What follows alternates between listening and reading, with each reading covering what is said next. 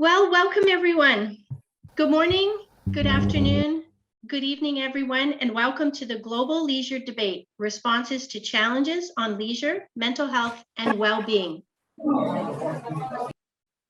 My name is Joanne Schroeder. I'm the chair of the World Leisure Organization, and today I'll be moderating our first session of the Level 2 of the World Leisure Knowledge Sharing and Networking Experience Initiative. But before we start, I'd like to remind you the following housekeeping rules as you're joining us now and details of our event. So please mute yourself when you're not speaking. We'll ask the speakers to keep themselves on speaker at all times. Please make sure to write your full names. We encourage you, as well as the institution or organization you represent, in the displayed name.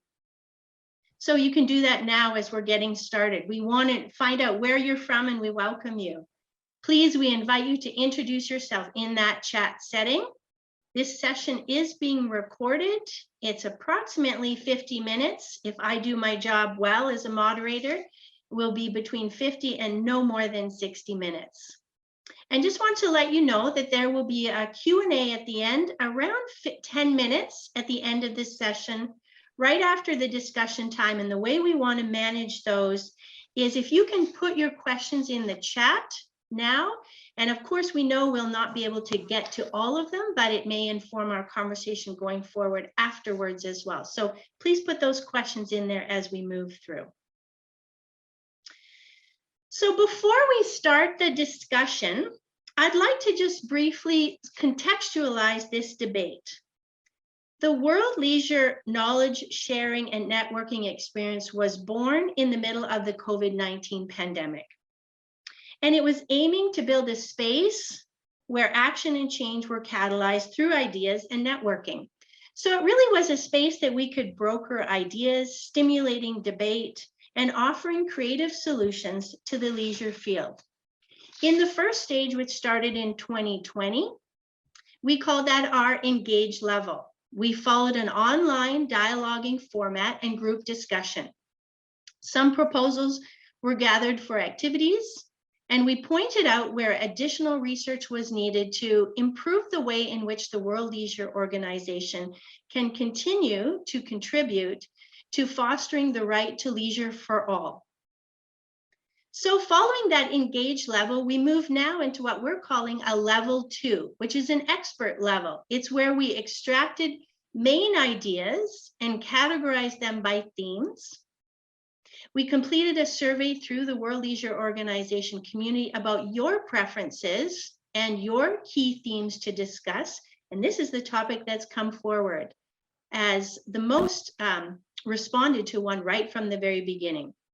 So though we completed interviews with leisure professionals on those topics, which informs our expert speakers today. And we'd just like to thank those professionals, Alfonso Jimenez, Martin Allison, and Joe Taylor. Thank you for your time and commitment, which informs our conversation today.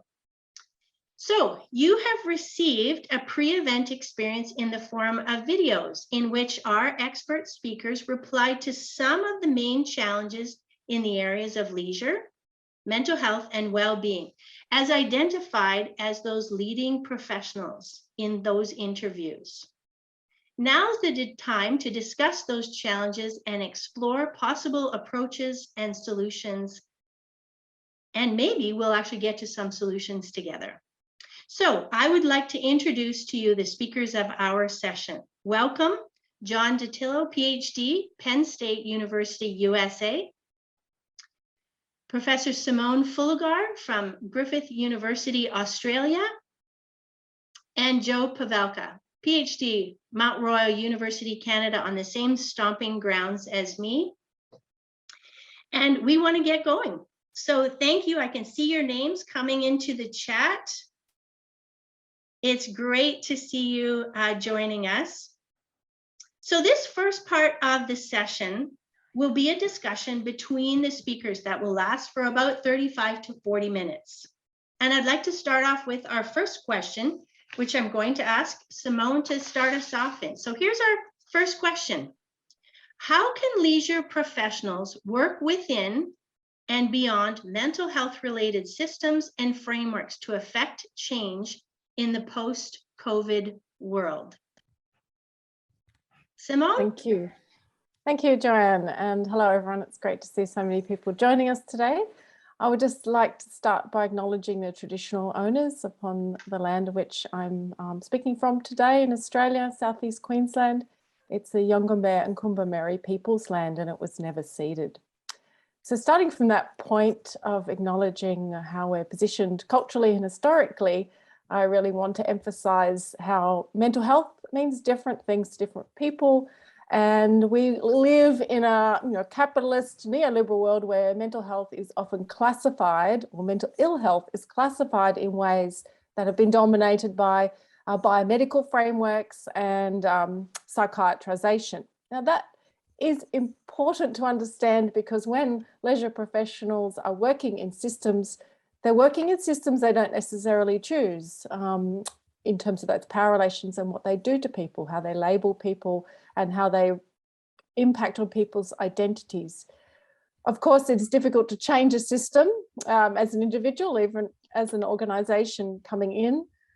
But it's important to think about the frameworks, because we have choices in terms of the kinds of language and discourse we use to work within a system where, of course, individuals are classified in ways that ensure that they get funding. So funding is often linked to a diagnosis, but people are not their diagnoses. And that is a really important approach that leisure professionals bring. It is thinking in multiple ways about people and systems, and how we can highlight and emphasize the importance of social connections, of belonging, of different identities that are not steeped in a deficit model of personhood that has been defined historically, and to help educate other professionals about different ways in which we can understand people's identities and help draw out other aspects of their lives, and then also think about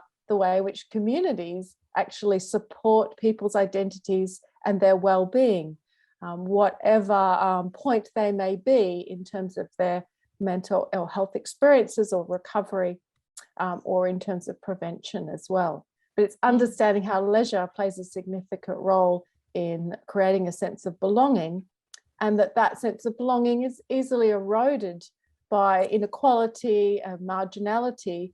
And we've certainly seen the effects of COVID on exacerbating inequalities related to gender, but also culture, disability, and their health. Of course, it's a big topic, so I'll stop there at that point. It is a big topic. Simone, thanks for getting us started and digging into that. John, your thoughts? Yes, thank you, Joanne, and thank you, WLO, and everybody for putting this on. This is a terrific experience. I would just like to say that I really appreciate the idea of starting off with looking at how we describe mental health. And I'd like to just shift that to talk about how we describe leisure, because I think there's quite an intersection between mental health and leisure. And because a lot of times in our field, we mean different things, or when we use the word leisure, different people have different interpretations of that. And so when I think about mental health and what has been helpful for me in conceptualizing leisure is that leisure is not associated with being utilitarian, that it is not about amusement, it's more about amazement, and that it's not something that we use to distinguish ourselves from other people or recuperate from work or consume. I think the idea of leisure is focused around the subjective state of being that involves happiness and flourishing, which connects us so closely to mental health, that it brings meaning to our lives, it is positive and is associated with positivity, and it provides us with the opportunity to develop our identity and express ourselves. I think one of the biggest aspects of leisure is that it creates a context for us to be authentic. And individuals who are having challenges with mental health, especially associated with COVID, but with any condition or trying to achieve well-being, that viewing leisure in this way, I think is really helpful. Thanks, John. Joe, your thoughts? I want to sort of move forward from what both Simone and John expressed. I always thought that it's a little bit of a privilege to work in leisure, because leisure is this one discretionary.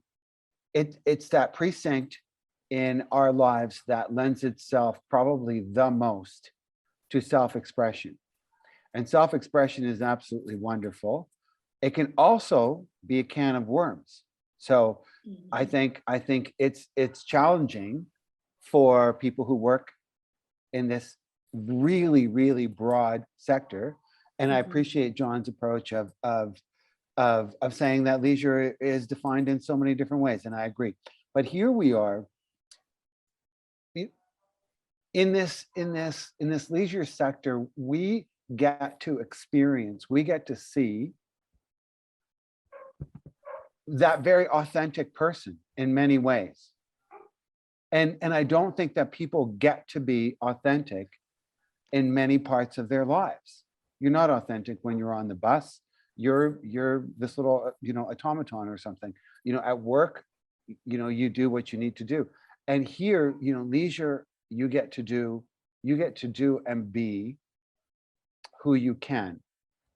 And I think that is this very natural bridge into all things mental well-being, because we're going to be able to see people in a way that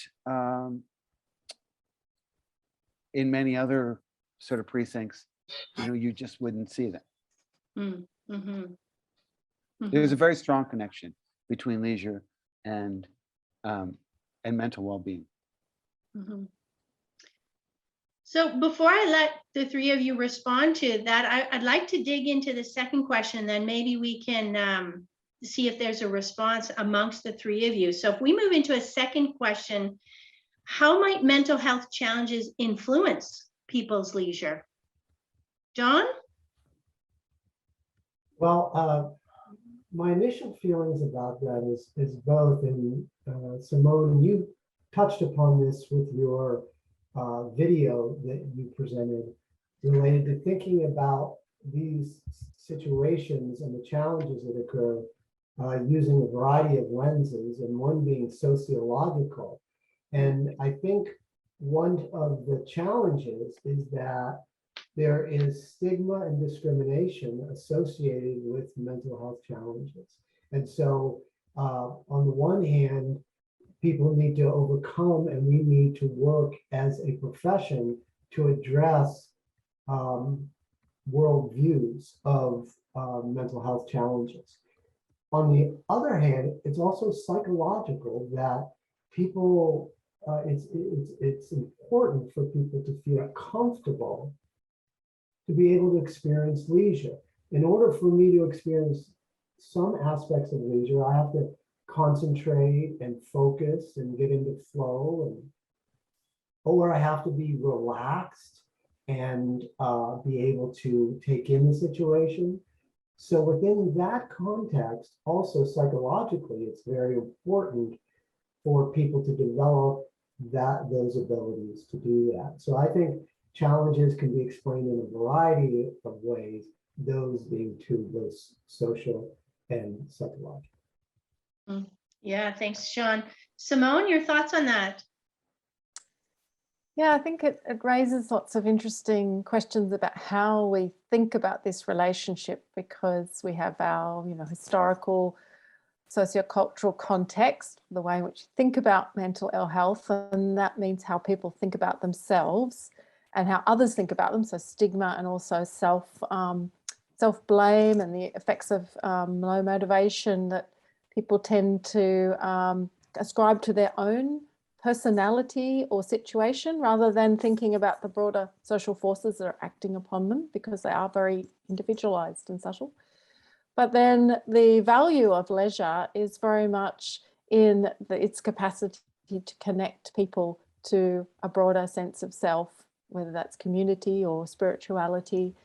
And that is really important for us to understand in its complexity. So for me, it really brings into question the notion that people are not simply one rational self that's given, rather that we are always becoming and evolving. And there's potential for people who have experienced trauma and marginalization, stigmatization, to actually find other points of connection and relations that can sustain their desire to live and to flourish.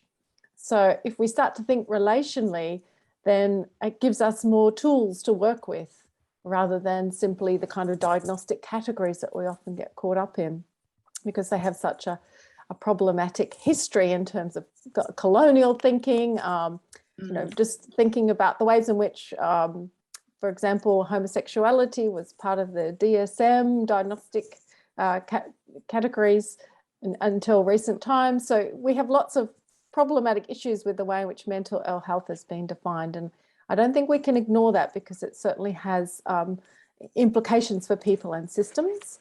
But the way in which I think leisure can kind of disrupt and work with and against some of those classifications is to really think about how leisure offers different points of connection and value that we may think about in terms of authentic personhood, or we may think about it in terms of the different forms of expression and the multiplicity of selves that people can develop if they're given the opportunities, and we create the kinds of community and social systems and services that enable them to explore that part of themselves, because it's not something that simply naturally occurs for individuals.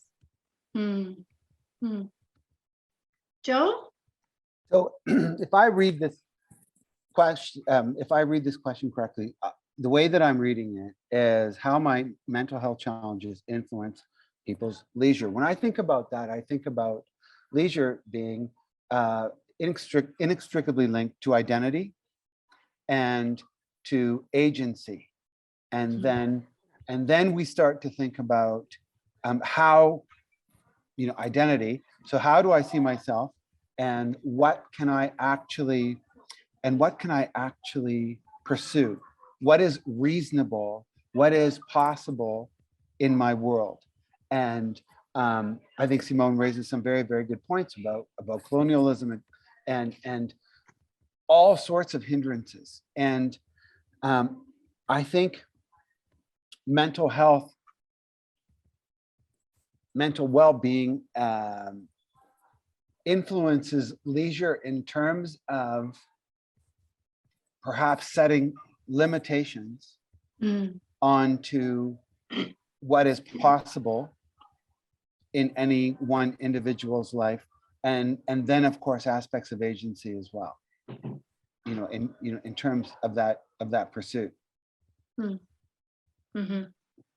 I see leisure as being this very sort of fluid thing, and absolutely it involves recreation programs and sport. It involves all sorts of different things, but it's also, I think, a very simple pursuit of identity through interaction with one's environment. John, Simone, do you want to add on to that, or any additional thoughts? Sure. I think both Simone and Joe touched on what I think is the idea of having people flourish.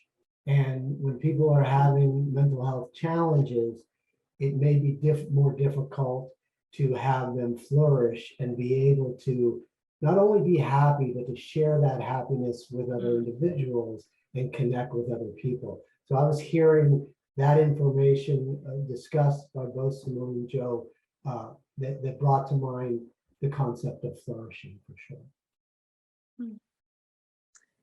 Yeah, I'd like to pick up that point about flourishing and agency. And there's, fantastic work being done now in post-human studies and more than human studies, which says our human agency is, something that we have kind of overvalued historically in terms of ignoring our environment, and that there's a really important argument now with climate change and all the shifts that are happening in coronavirus linked to that, deforestation, what have you, is that we are more than human selves as well, and that our environments are inextricably linked to our sense of agency. But in Western culture particularly, we've liked to ignore that with a mind-body, nature-culture divide. So I think it brings back, this is a kind of point in time where we're hearing much more about the value of nature in relation to mental health and well-being. And our future and flourishing of people and planet is inextricably connected. And I think once we start to open up different ways of thinking about those relationships, maybe certainly I've heard it in my research, women's recovery from depression, where women who've had traumatic childhoods, domestic violence, all kinds of or horrendous experiences, have found connections with nature to be extremely important in their recovery, and offers another kind of sense of belonging that is more than human. So when we start to think about those relationships, it really opens up our connections. We're thinking about urban planners and parks and recreation and oceans and all the kinds of more than human sites and infrastructures that are really important for our flourishing. I just want to add, Yeah. don't get me wrong. I'm very much a structuralist, okay? Very, very much a structuralist. And I believe that our world has enormous impact on who we are and how we go about our lives. I do, but I really try and break down how we live in, in some interesting, sort of ways. And I think that the leisure component is really the one where we do have the greatest say. I can be myself in this precinct more than I can in others. So then it becomes a question of navigation of the structural components. How, and then am I armed? And mental wellness, mental well-being is such an important part of this. Am I well armed in order to navigate those structural components to actually flourish, to actually perhaps pursue some of the things that I think are extremely important to how I see myself, to my identity. Joe, you said something interesting in your video at the end, which was, that leisure has suffered from its ability to, to really be measured in, some words of impact, credibility, benefit, among some of our elected officials, but not just, I think, to elected officials. And then you pose the question of, are we actually afraid of free time? Can we probe that a little bit more? What does that have to do with, our topic today, which is mental health and well-being? What does that free time have to do? Why is it such a big question?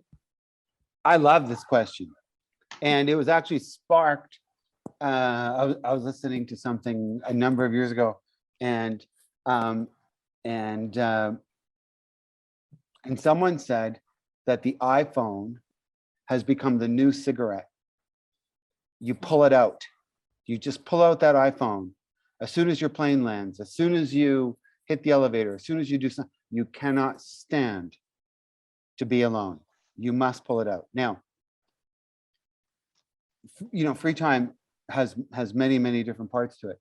And, but there is something fairly generic that we could say is involuntary free time. So when I have free time that I am pursuing, oh my goodness, I just love it. I just think it's the best thing in the world. When I have involuntary free time, which was, I think, very much a part of the pandemic for a lot of people, not everyone, but for a lot of people, that involuntary free time now puts me in a position. It puts me in a position where I need to fill it? And do I have the capacity to fill it? Do I have the capacity to fill it in a positive way? Is involuntary free time stressful? And if it is this a part of mental wellness? Do I have the confidence to address involuntary free time? So I mean, really what I'm talking about is the free time that we're not pursuing. I'm not talking about the, oh my goodness, I have an hour for lunch and I really need, it's lovely. But, and then there's another component to it, which is historical, and I think persists today, which is that we're judged on our free time. We're judged on our use of free time. Are you using your time well? Did you use your time well during the pandemic? Did you bake all of those things? Did you take up gardening? Like, what did you do? Or did you just watch every Netflix show possible? And I think that creates a bit of stress. And exactly how, maybe Simone and John can help out, but exactly how that links back to leisure, I have ideas, but I'm not certain. But I do know that involuntary free time is very, very stressful to a lot of people. Yeah, thanks, Joe. Simone, what do you think? Yeah, I think this whole question of time and space, of course, with the pandemic limiting what people can do in lockdowns, really highlights for me how the significance of leisure in relation to well-being is around the question of emotion and affect. So how it connects us, how we feel about ourselves, how we feel in relation to others, connection, disconnection. So the affective dimension of leisure is really what makes it distinguishable from work in many ways, because we're invested in the pursuit of something, a passion, our motivation, our values.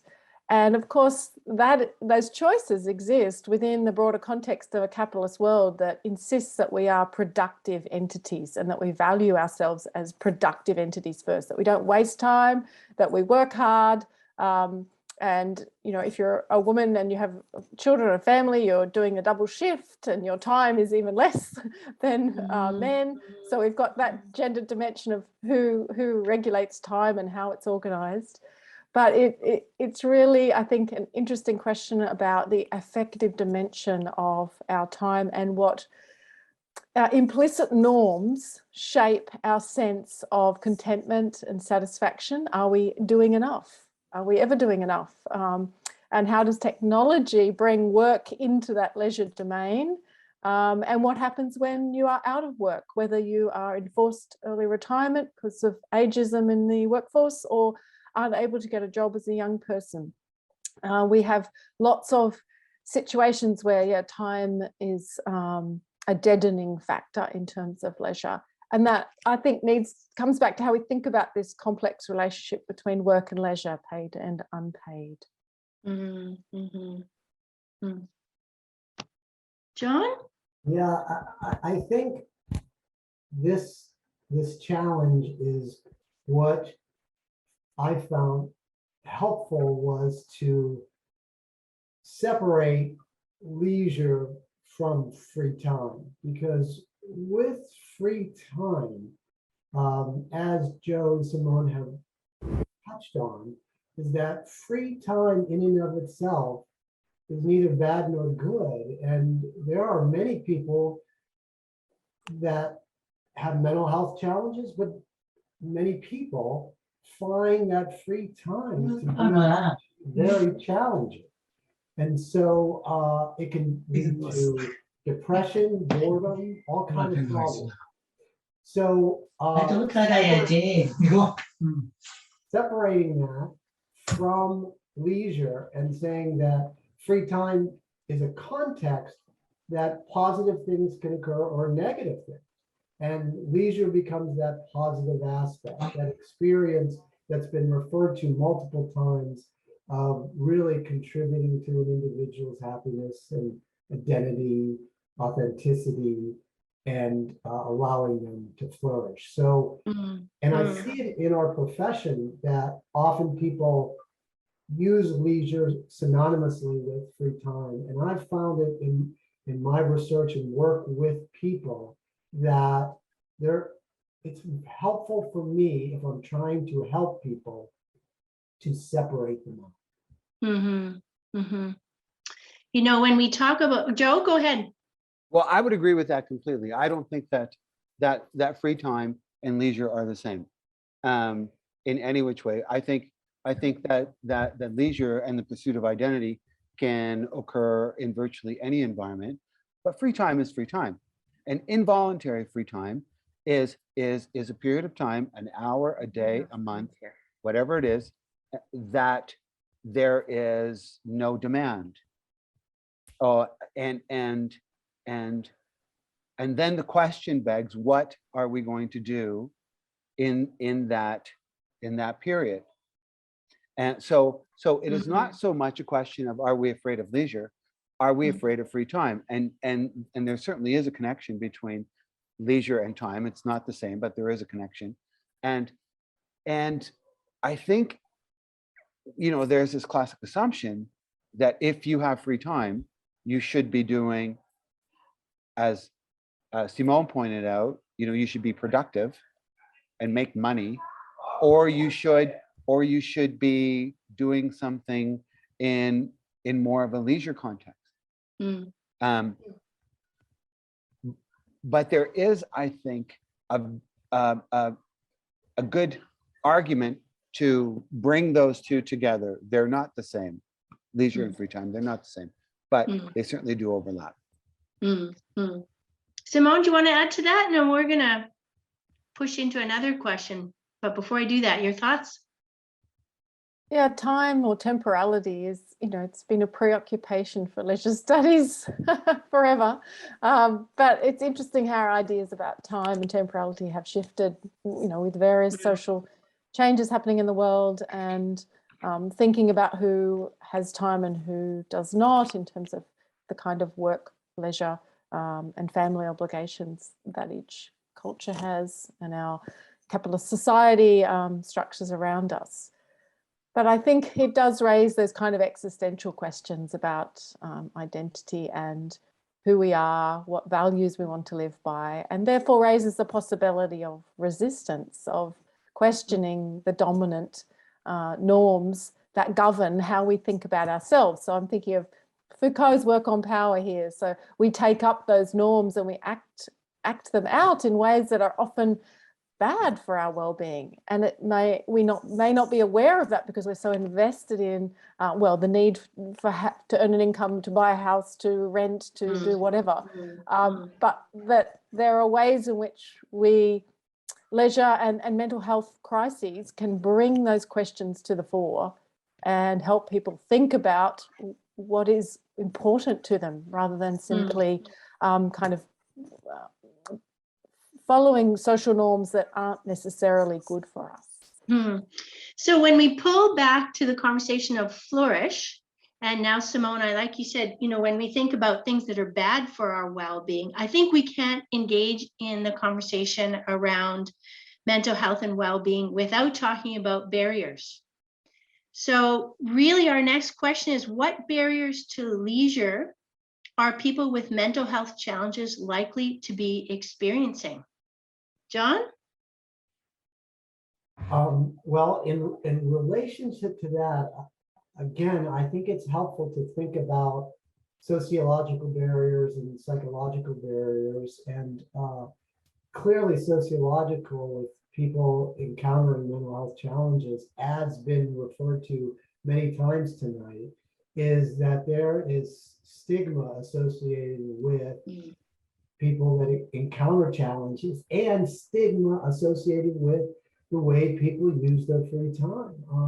So there's discrimination that occurs across contexts globally.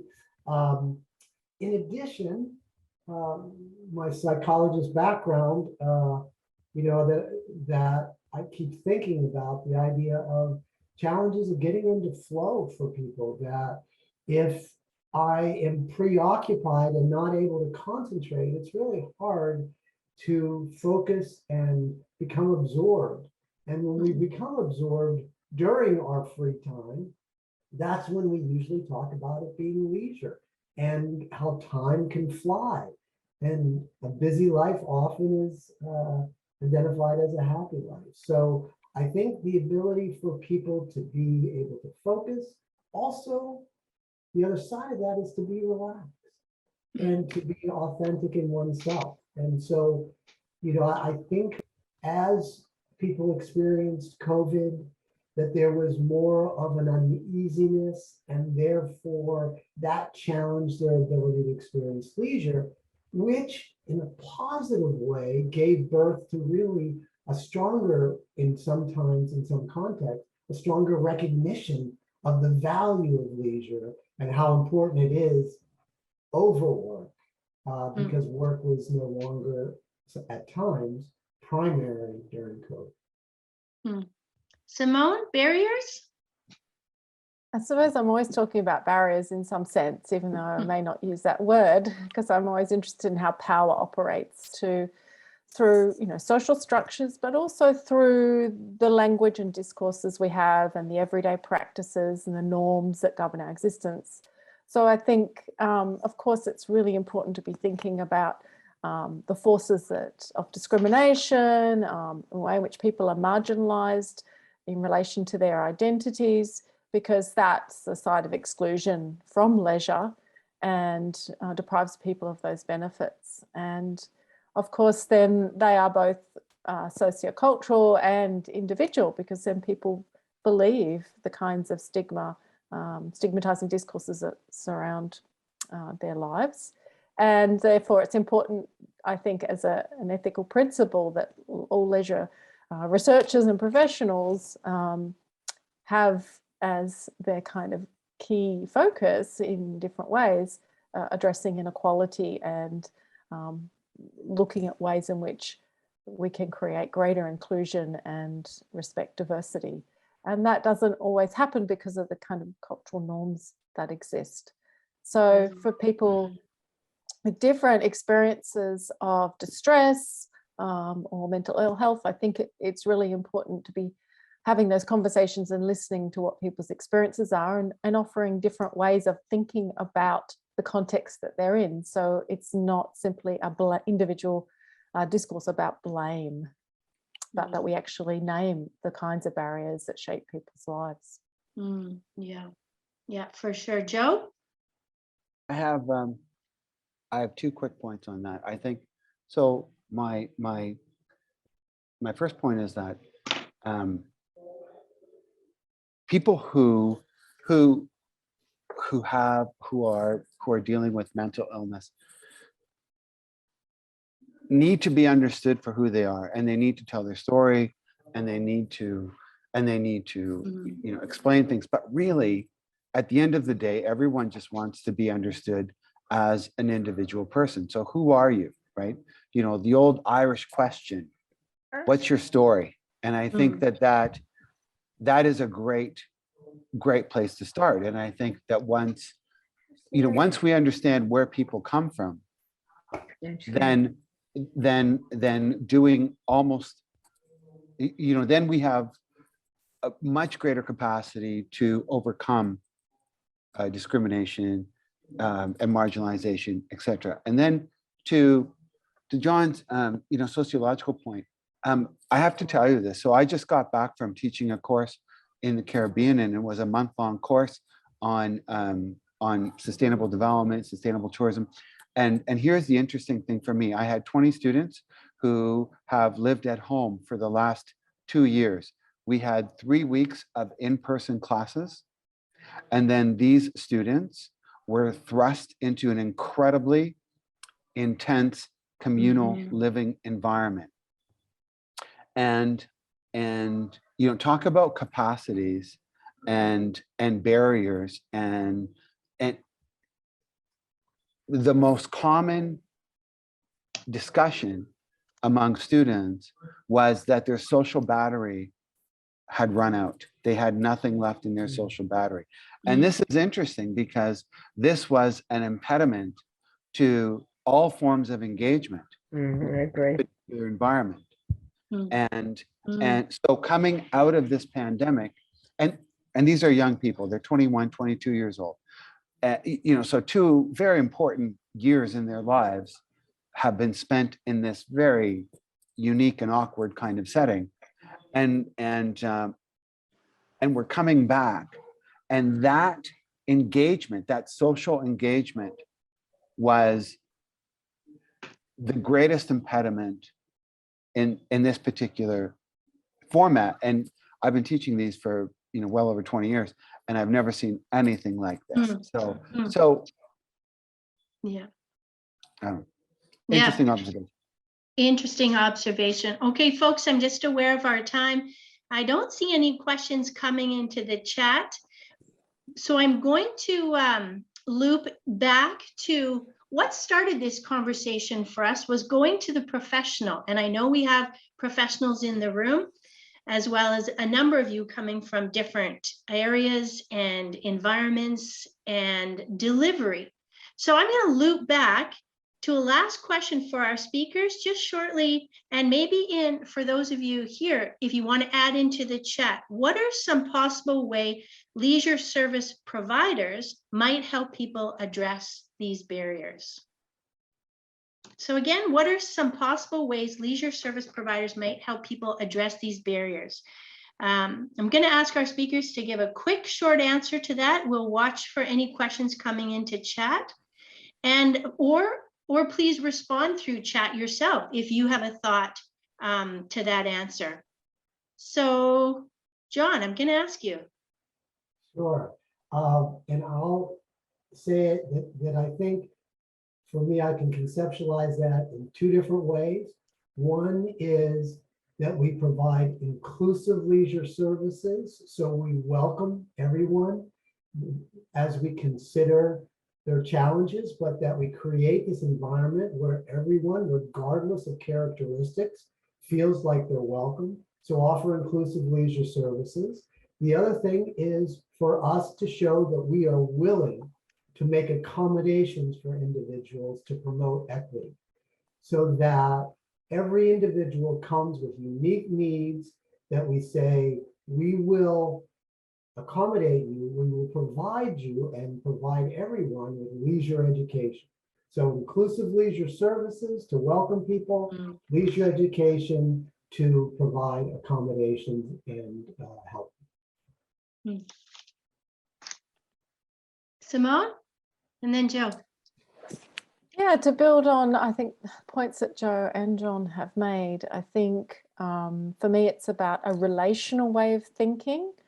So how do we actually connect with people, recognizing the equity issues and countering stigma, but how do we actually work to change the narratives that we may use in promoting our service, in talking with people, whether that's online or in person, and really acknowledging that there is quite a degree of social anxiety for people to connect. And I can relate to what Joe was saying about his experience with students in a research project I've been doing with teenage girls and their return to sport after lockdown. And these are highly motivated girls who their sport is their life. And they found it really quite difficult to transition back because of those anxieties. So to have a relational understanding, which can operate at different levels, I think helps us expand our kind of toolkit in terms of resources for thinking differently about how we might approach people and engage them and invite them back in. I'm going to be very practical, and I'm going to say that something needs to change at that civic level. So I spend quite a bit of time working with public recreation agencies and their governance models and all of those things. And in many cases, in most cases, they need to earn money. They need to, they have governance models that prioritize other metrics. And what John said about inclusivity, I think, is extremely important. But how do you work that into a governance model where you have elected officials who are going to determine how much your leisure department needs to return annually? And so on a very practical basis, that's that education. And I think, that was a part of some of the writings, in terms of elected officials that, and some others not perhaps understanding, the value of this. Governance models, very, very practical. Awesome. Thank you. Thank you for that really fruitful discussion. I see we have a question in the chat from Lee Kwan Ming. Lee, I'm going to pose your question to our speakers. Can we use non-formal learning to educate on constructive engagement in leisure that can enhance mental health? Lee, can you just expand on your question just a little bit so we're making sure we address it? Hello. Go ahead, Lee. Yeah, okay, just to expand on the question is because from my own observation and experience, I find that a lot of people engage leisure for the wrong purpose. So that is where the negativity outcomes came up, you see. So if there is some form of education, through non-formal learning means, would that be helpful to guide them, to engage in their free time and their leisure more positively? That means using education to address mental health issue through their leisure. All right. Thanks, Lee, for expanding on that a little bit further. Any other speakers?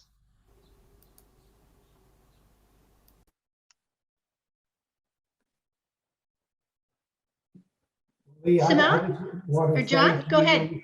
Yeah, I want to thank you for raising that issue. I think informal educational opportunities are wonderful context to address some of these issues. And so just you raising that issue, planting that seed in people's mind is helpful, because we did, through this discussion, it's nice to have a little bit of optimism towards the end here. And as an optimist, I would say that we do have a lot of different avenues that we could pursue to try to resolve these issues. And one is, as you described, informal context.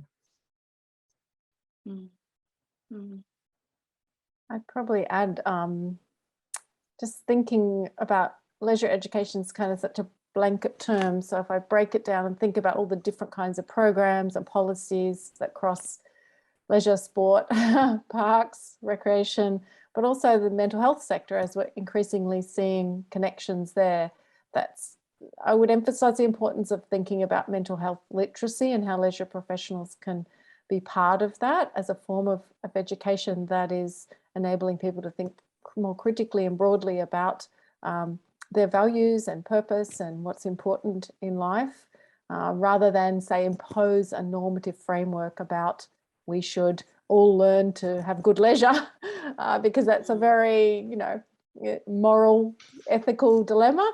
And also, people are not rational beings. We are shaped by so many forces, and affect and emotion is a really big part of that. So having opportunities for people to have those conversations in different informal contexts is really important, and it's something we can think creatively about in a range of contexts. Thank you.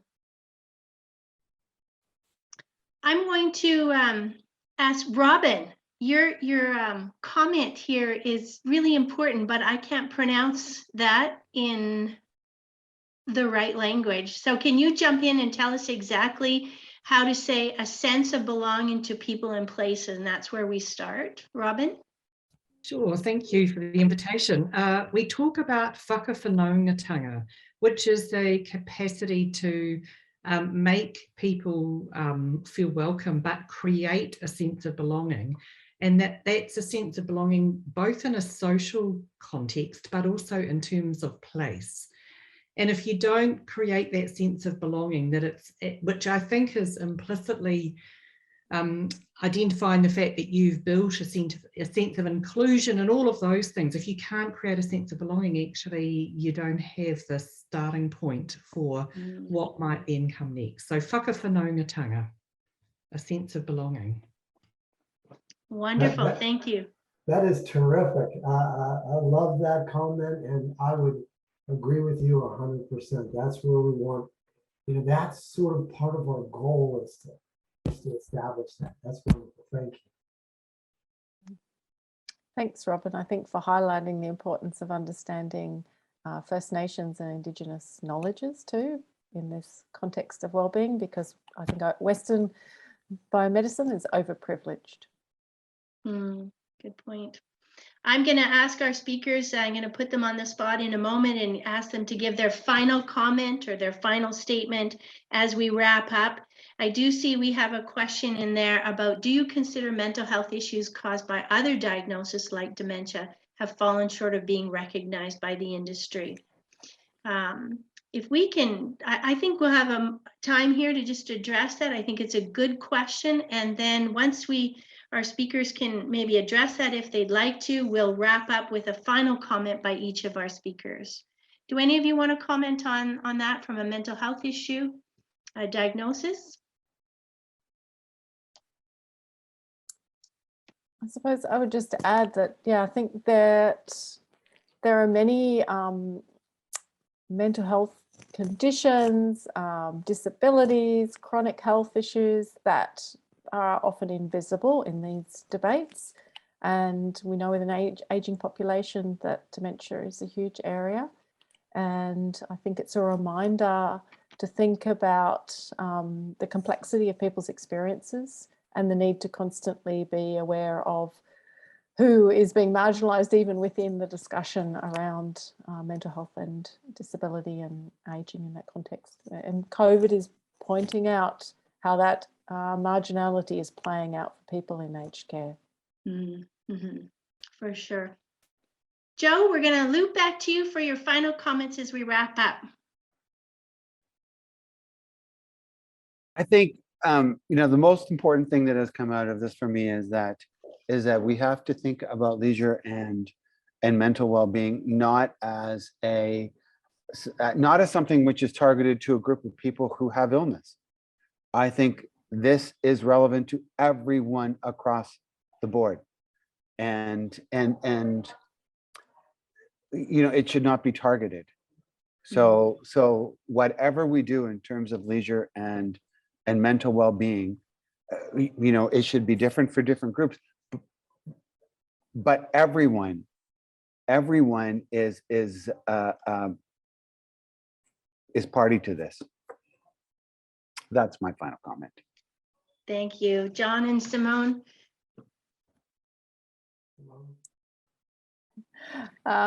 Okay, John, thinking of so many issues, but I suppose if there's one, not positive, but one lesson to be learned out of COVID, it's that we can shift the conversation about mental health and well-being and the importance of understanding people's emotional connections and sense of belonging, and that we do need to have these bigger conversations about what is going to support people's flourishing, people and planet.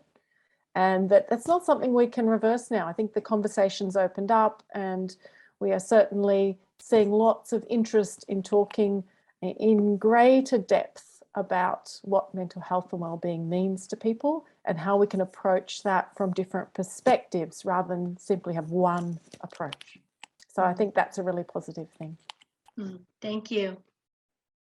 Well, and I'm just inspired by the words shared today. And Joanne, thank you for helping organize it so that Simone, Joe, and I can have a message. So I feel very heartened by this organization addressing this important topic, and for us to continue to stay vigilant to try to help people experience leisure and address challenges to mental health and to help people, all of us, achieve positive well-being. Wonderful. Thank you all to our speakers, John, Simone, and Joe. We appreciate not only your time being here, but the time you took to listen to the professionals, their comments, take your perspective and give us your opinion on that, which led us into your 5-minute videos and now your time today. We really, really appreciate that. On behalf of the World Leisure Organization, thank you to all joining us for this global leisure debate, this next level of an expert level. We hope to, if this has been a positive experience for you, tell us if this is something you would like to continue to see more of. This being our first one in responses to challenges on leisure, mental health, and well-being. Be well, all of you. Thank you for joining us, and we look forward to seeing you again. Bye-bye. Thank you. Thank you all.